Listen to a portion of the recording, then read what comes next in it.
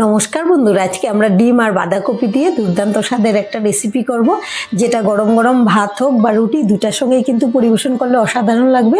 তাহলে চলুন দেখে নিই আজকে রেসিপি। তার জন্য এখানে নিয়েছি একটা বাঁধাকপি আর 5টা ডিম নিয়েছি। এবার আমি বাঁধাকপিটা কেটে নেব, আর এখান থেকে আমি অর্ধেক বাঁধাকপি নেব। আপনারা চাইলে কিন্তু গোটা বাঁধাকপিও দিয়ে দিতে পারেন, তবে যদি বাঁধাকপির পরিমাণটা বাড়িয়ে দেন সেক্ষেত্রে ডিমও কিন্তু বাড়িয়ে দিতে হবে। আর খুব মিহি করে কুচিয়ে নেব। আমি বাঁধাকপিটাকে 4 পিস করে নিয়েছি। এখন জল দিয়ে ভালো করে ধুয়ে নেব। এবার ধুয়ে আরেকটা প্লেটে রেখে দেব। এবার একটা গ্রেটার দিয়ে বাঁধাকপিটাকে গ্রেট করে নেব।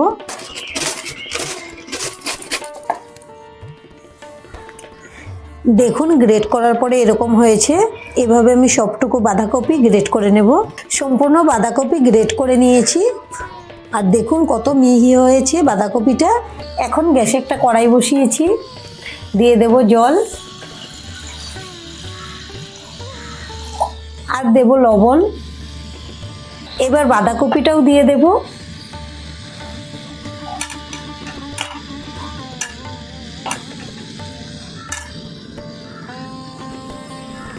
এবার ঢেকে দেব আর বাঁধাকপিটাকে ভাপিয়ে নেব।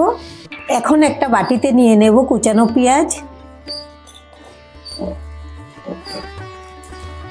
আর এখানে নিয়েছি 2টা কাঁচা লঙ্কা কুচি। আপনারা চাইলে বাড়িয়ে বা কমিয়েও দিতে পারেন লঙ্কার পরিমাণটা। দিয়ে দেব স্বাদ অনুযায়ী লবণ, আর অল্প দেব হলুদের গুঁড়ো। এবার এগুলোকে মেখে নেব।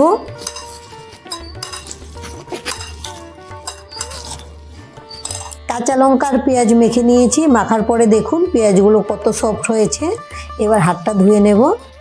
এবার একে একে ডিমগুলোকে ভেঙে নেব।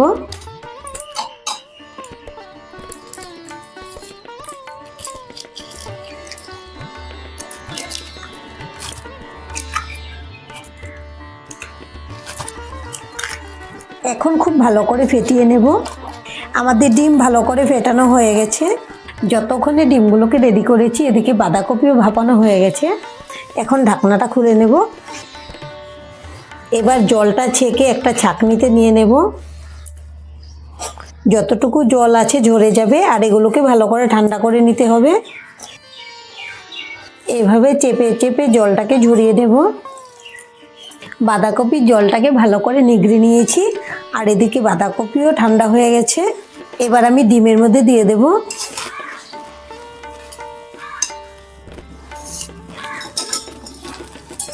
মিশিয়ে নেব ডিমের সঙ্গে।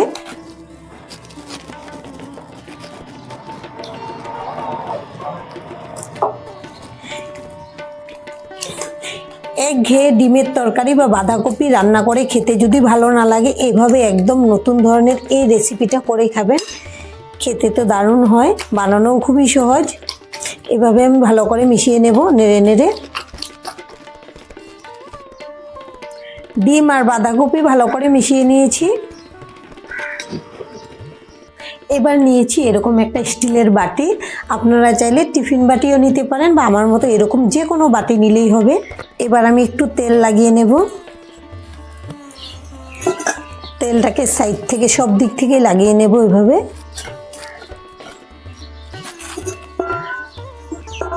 তেলটা লাগানো হয়ে গেছে। এবার ডিম আর বাঁধাকপির মিশ্রণটা এখানে নিয়ে নেব।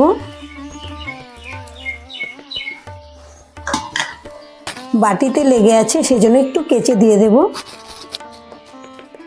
এবার বাটি একটু ঝাঁকিয়ে দেব এভাবে। এখন গ্যাসে একটা সসপ্যান বসিয়েছি, দিয়েছি একটা স্ট্যান্ড, দিয়ে দেব পরিমাণ মতো জল। জলটা আমি স্ট্যান্ডের সমান সমান দেব। এবার বাটিটা বসিয়ে দেব, ঢেকে দেব। এখন গ্যাসটাকে জ্বালিয়ে নিলাম, আর এভাবে রেখে দেব 25 মিনিটের জন্য। এবার একটা মশলা রেডি করে নেব। এখানে নিয়েছি জিরে গুঁড়ো, ধনে গুঁড়ো, ঝাল লঙ্কার গুঁড়ো, হলুদ গুঁড়ো। ঝালটা আপনারা যেরকম খাবেন সেই বুঝে কম বেশি করে দিয়ে দেবেন লঙ্কার গুঁড়োটা। এবার জল দিয়ে এটাকে গুলিয়ে রাখবো। আপনারা চাইলে সরাসরি কড়াইতেও দিতে পারেন মশলাটা, কিন্তু এভাবে গুলিয়ে রাখলে কিন্তু রান্নাটা অনেক ভালো হয়। আমাদের মশলা গুলানো হয়ে গেছে, এখন এটা রেখে দেব সাইডে। 25 মিনিট হয়ে গেছে, এখন ঢাকনাটা খুলে নেব। দেখুন ডিম ফুলে কত বড় হয়ে গেছে। এবার আমি একটা ছুরি দিয়ে মাঝখানে চেক করে নেব, সাইডগুলো কিন্তু আগে হয়ে যায়। এই যে দেখুন ছুরিটা কিন্তু খুব সুন্দর পরিষ্কার বেরিয়েছে, তার মানে ডিম সেদ্ধ হয়ে গেছে। এবার আমি গ্যাসটা অফ করে দেব, আর এটা ঠান্ডা হওয়ার পর বের করে দেখাবো। ডিমটাকে ঠান্ডা করে নিয়েছি। এবার একটা ছুরি দিয়ে সাইডগুলোকে ছাড়িয়ে নেব। এখন একটা থালাতে নিয়ে নেব। ডিমটাকে বের করে নিয়েছি, এখন পিস পিস করে কেটে নেব।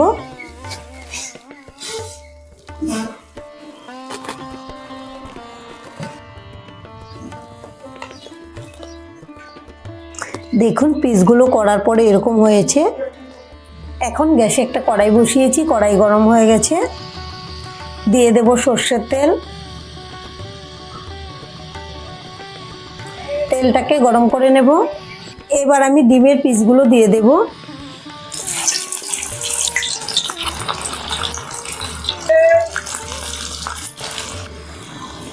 কড়াইটা ধরে এভাবে একটু নেড়ে দেব। সঙ্গে সঙ্গে নাড়াচাড়া করিনি, 1 মিনিট পর এখন উল্টে দেব। আর এভাবে উল্টে পাল্টে একদম লাল লাল করে ভেজে নেব। আমি সব দিক থেকে উল্টে পাল্টে একদম লাল লাল করে ভেজে নিয়েছি। আর দেখুন ভাজার পরে কত সুন্দর লাগছে। এবার আমি তেলটা ঝরিয়ে তুলে নেব। আর এভাবে বাদবাকিগুলোকেও ভেজে নেব। গ্যাসে আবারও কড়াইটা বসিয়ে দিয়েছি। এবার দিয়ে দেব সর্ষের তেল। এখানে নিয়েছি 1 চিমটি হিং, হিংটা দিয়ে দেব, নেড়ে দেব।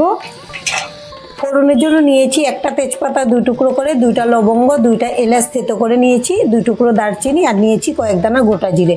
সব কিছু একসঙ্গে দিয়ে দেব। আর এগুলোকে নেড়েচেড়ে একটা মিষ্টি সেন্ট বের হওয়া পর্যন্ত ভেজে নেব। ফোড়ন ভাজা হয়ে গেছে, এবার দিয়ে দেব কোচানো পেঁয়াজ।